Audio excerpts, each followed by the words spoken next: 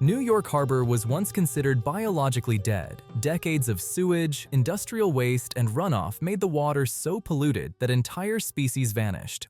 Oysters, which once filtered the entire harbor every 3 days, disappeared completely. Today, something unexpected is happening. Oysters are coming back. Not because the water is suddenly clean, but because people are putting them there on purpose. One adult oyster can filter up to 190 liters of water every single day. Multiply that by hundreds of millions, and you can imagine the scale of it. But rebuilding an ecosystem inside one of the most polluted urban harbors on Earth creates problems nobody has clear answers to. What happens when you grow oysters in contaminated water? Who's responsible if someone harvests them? And can a project like this actually scale, or will it collapse under its own success? This is the Billion Oyster Project. Before the Big Apple, New York was the Big Oyster. Oyster carts lined Manhattan streets the way hot dog stands do now. You could buy them on every corner for pennies. They were so cheap and abundant that oysters were considered food for poor people. And beneath the surface, the reefs were everywhere, so massive that ships couldn't pass through certain areas. Captains had to navigate around them. They even showed up on maritime charts as literal hazards to avoid. Back then, the harbor was clean. People ate oysters by the millions without getting sick. But as the city industrialized, everything changed. The city decided to dredge the harbor floor to deepen shipping channels and rip out the reefs to make room for bigger ships.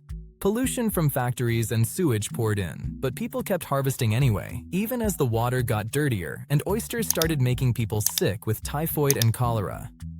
By the 1920s, they were gone. The largest oyster population on Earth, over half the world's supply, was wiped out by overharvesting, habitat destruction, and pollution. And now, over a century later, New York is spending millions of dollars to put them back, 1 billion of them, into water so polluted you can't legally eat anything that comes out of it.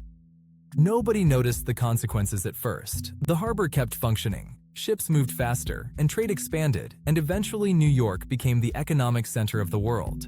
But something was accumulating on the harbor floor, a substance that didn't exist when the oysters were there, and scientists eventually had to invent a term for it: black mayonnaise. Thick, oxygen-starved sludge covering the bottom of the harbor. Nothing lives in it. No worms, no microorganisms, nothing.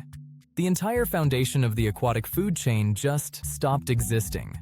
Turns out those oysters weren't just sitting there, they were the harbor's filtration system. Each one was filtering water constantly. For reference, one oyster pulls approximately 1 gallon through its system every hour. That's over 24 gallons a day. Multiply that by billions, and you have the entire harbor cycling through a natural treatment plant that runs 24/7, never needing maintenance, and it gets more efficient as it grows. As New York industrialized, pollution skyrocketed, so when we deleted them and replaced them with sewage pipes and concrete runoff, all that waste had nowhere to go. Just settled on the bottom, consuming oxygen and creating dead zones. The harbor died from the bottom up. The city ignored it for decades. Then, Hurricane Sandy hit in 2012. $19 billion in damage. Coastlines are battered by wave energy that should have been broken up before it reached shore. Those massive oyster reefs we dredged out? They were breakwaters. We demolished our own protection system and never thought about what would happen when the next big storm arrived. That's why marine biologists started asking a question that sounded completely backwards. What if we just put back what we removed? New York Harbor holds 74 billion gallons of water, so the entire standing volume could cycle through biological filtration every 3 days, a self-sustaining system that improves as it expands. And oysters don't just filter water, they build structures. They're colonial and grow on top of each other, creating these sprawling reef formations. Those reefs become apartments for fish, mud crabs, sea squirts, and even hydroids, cousins of jellyfish, all trying to survive in urban water that was declared biologically dead 20 years ago. Restoring ecosystems we destroyed isn't theoretical anymore. We know what works. The challenge is turning those solutions into real, funded projects at scale. That's exactly where my friends at Planet Wild come in. They are a community of over 20,000 members, including myself, funding hands-on nature restoration missions every single month around the globe. Whether it's protecting marine life, restoring forests, or saving endangered species, they're out there doing the work. And the best part? They document every mission right here on YouTube, so we can see exactly where our support goes. One of their most impressive missions was cleaning a 400,000-year-old coral reef off the coast of Spain. They teamed up with Coral Sol, where 30 professional divers descended up to 40 meters below the surface to remove ghost nets and fishing waste suffocating the ancient reef. Planet Wild funded underwater scooters and operational costs to help them work faster and safer in those deep, dangerous conditions. It's the same principle as the oyster reefs. Remove what's killing the ecosystem, restore the habitat, and marine life bounces back.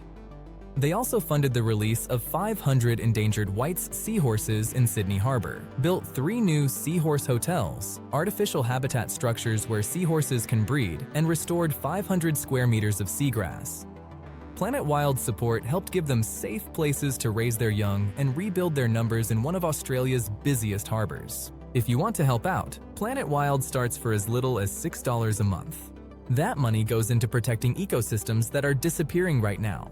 There's no long-term commitment, and you can cancel whenever you want. The first 100 people who sign up with my code get the first month free on me, so you can just try it and feel what it's like to be part of something that genuinely matters. The link's in the description, or you can scan the QR code on screen. If you want to see them in action first, check out their mission protecting seahorses with the link in the description. And just like Planet Wild, the Billion Oyster Project doesn't just run on ideas. It needs people, time, equipment, and steady funding to keep going. Oysters don't place themselves. Someone still has to do the work of putting millions of them into the water. And for a project this big, New York found an unexpected workforce: teenagers. The New York Harbor School sits on Governor's Island, right in the middle of the harbor. It's a public high school, but instead of typical classes, students train for maritime work, and they've become the real workforce behind the Billion Oyster Project. They've already helped put more than 11 million oysters back into the water, doing the hands-on work themselves. They collect shells from dozens of restaurants, clean them, seed them with baby oysters, and lower them onto the harbor floor. Then they suit up, dive into murky water, and install monitoring equipment directly on the reefs. Those stations track oyster growth and what comes back with them. Blue crabs, striped bass, eels, and even seahorses showing up where they were never expected. What surprises the students most is that any of this exists at all. Many of them grew up next to this water and didn't realize it was alive, and that's why the education side may matter more than the oyster count. The project director has said that even if the oysters don't fully sustain themselves decades from now, it's still a win if a generation learned that the harbor isn't dead and that they can help restore it. Because this isn't just about rebuilding reefs, it's about rebuilding a relationship between a city and the water it forgot was there. Other cities have started paying attention. The project's leadership has met with heads of state. Prince William toured the site. Requests keep coming in from coastal cities across the US and Europe, all asking the same thing: how do we copy this? So far, more than 19 acres of reef have been restored, with over 140 million oysters back in the water. But getting to 1 billion by 2035 brings harder problems. Regulations get messy, the water isn't clean everywhere. New York's betting that cities don't have to be sealed off from nature. They can function as nature. And the best fix for environmental collapse we created might be the same biological system that worked perfectly for 200 million years before we showed up and wrecked it.